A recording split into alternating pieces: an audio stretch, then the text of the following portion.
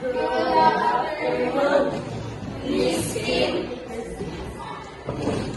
is all about volcanic eruption. Ang makashare sa ideas nila kay mag-give ko 20 points. Sige, isa may mo participate.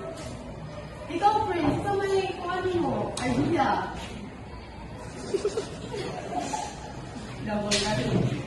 Kasi mo si Paul for any updates. Kung saan na yung kuhan sa bulgano ka na sa kusa yung nakating mga Miss, may update sa social media, Miss. Nalaguto daw ang vulkan, Miss. Yes, Miss.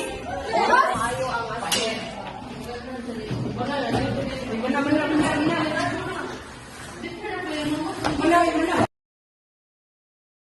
Klase, mapaluwing. Yung days kay kanaan. Tungod sa climate karon nga. Kananibuto ka ng ganyan. So, mangulit ta, ganyan. Before ta mangulit ay mag-prayer sa talaan o kung sa mga here. Kung ano lang, mag-rosary lang ang ta.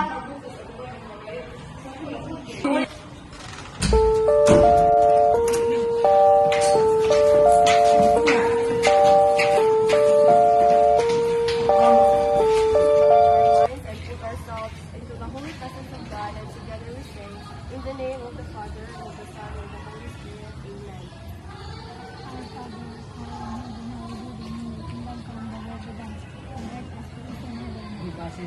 Amen. And forgive us our trespasses, as we forgive those who trespass against us. And lead us not into temptation, but deliver us from evil. Amen.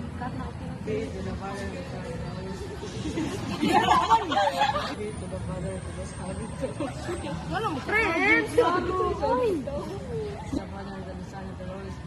as it was in the beginning, is now, and ever shall be, world without end. Amen. In the name of the Father, and of the Son.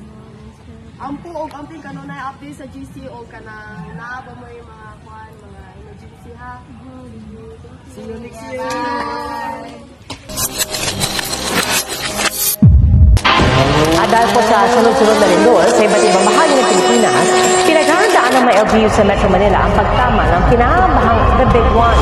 Niyanig naman ng magnitude 5 na lindol ang Ilocos Norte pasado alas 4 ng hapon kanina. Hindi po nalalayo sa magnitude 6.9 na lindol sa Cebu ang inaasahang lakas ng The Big One na pinangangapahang yayanig sa Metro Manila. Hindi pa nga nakakabago ng Cebu, norte naman ngayon ang niyanig.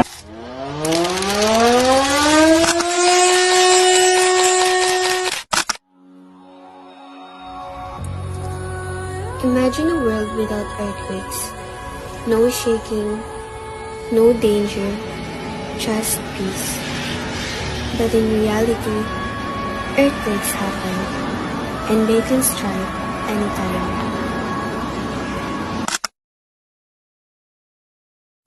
But what if the earthquake happens right now?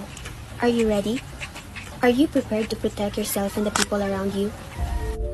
Earthquakes are one of the most sudden and dangerous disasters.